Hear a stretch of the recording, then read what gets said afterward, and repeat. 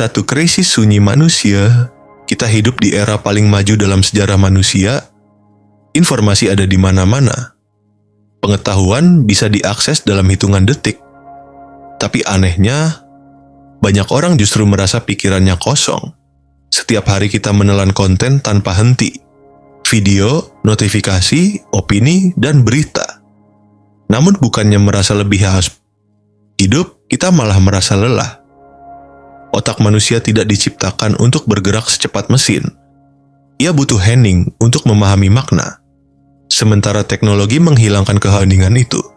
Ketika pikiran terus dirangsang, ia kehilangan kemampuan untuk merenung dan merasakan. Inilah kenapa banyak orang tidak merasa sedih, mereka merasa hampa.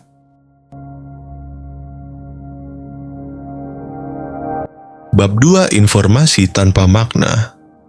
Teknologi memberi kita informasi lebih banyak dari generasi manapun.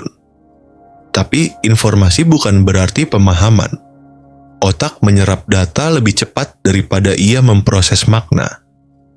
Akibatnya, pikiran menjadi dangkal, fokus melemah, dan perhatian mudah pecah. Kita terus menggulir layar, bukan untuk belajar, tapi untuk menghindari keheningan. Karena hening memaksa kita berhadapan dengan diri sendiri. Dan banyak orang sudah lupa caranya. Saat segalanya terasa cepat, tidak ada yang terasa penting. Otak sibuk, tapi jiwa kosong. Bab 3, manusia versus mesin-mesin diciptakan untuk menangani informasi tanpa batas. Manusia tidak. Kecerdasan buatan memproses kemungkinan. Manusia memproses makna. Masalahnya muncul saat manusia mulai hidup seperti mesin. Pikiran hanya bereaksi, bukan merenung, mengonsumsi, bukan memahami. Teknologi semakin bising, kesadaran batin semakin sunyi. Inilah kenapa kecerdasan meningkat, tapi kebijaksanaan terasa langka. Bukan karena manusia kurang pintar, tapi karena kehilangan kedalaman berpikir.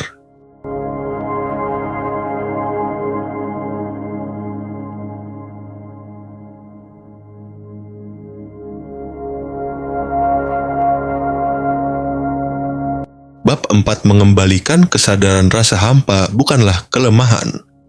Ia adalah sinyal.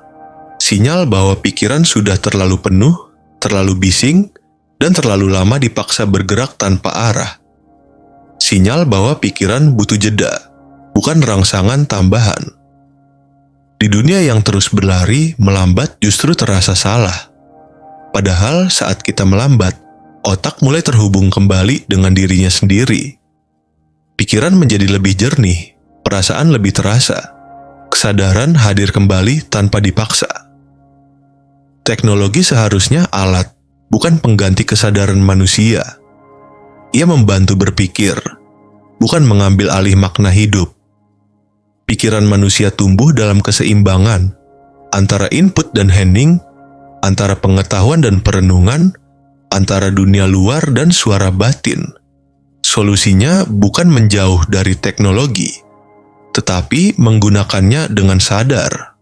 Karena kesadaran tidak pernah hilang, ia hanya tertutup oleh terlalu banyak kebisingan.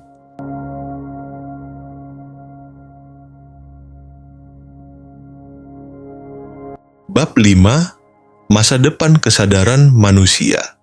Masa depan bukan milik pikiran tercepat, bukan milik mereka yang paling sibuk, paling produktif, atau paling terhubung. Masa depan milik pikiran yang paling sadar. Mesin akan semakin pintar, algoritma akan semakin presisi, data akan semakin dalam dan semakin cepat. Namun, makna tidak pernah milik mesin. Makna tetap milik manusia. Mereka yang mampu mengendalikan perhatian, bukan sekadar mengikutinya, akan mengendalikan masa depannya sendiri. Di dunia yang penuh kebisingan, kejernihan bukan kelemahan. Kejernihan adalah kekuatan yang langka. Otak manusia tidak diciptakan untuk menyaingi mesin. Ia diciptakan untuk memahami keberadaan. Untuk bertanya tentang arti, tentang tujuan, dan tentang siapa dirinya. Dan ketika kesadaran kembali, kehampaan perlahan berubah menjadi kejelasan. Bukan karena teknologi menghilang, tetapi karena manusia akhirnya ingat cara berpikir, cara hadir, dan cara menjadi manusia. Jika kamu ingin memahami teknologi tanpa kehilangan kesadaranmu sebagai manusia, ikuti 30 detik teknologi. Karena di era mesin, yang paling berharga adalah pikiran yang sadar.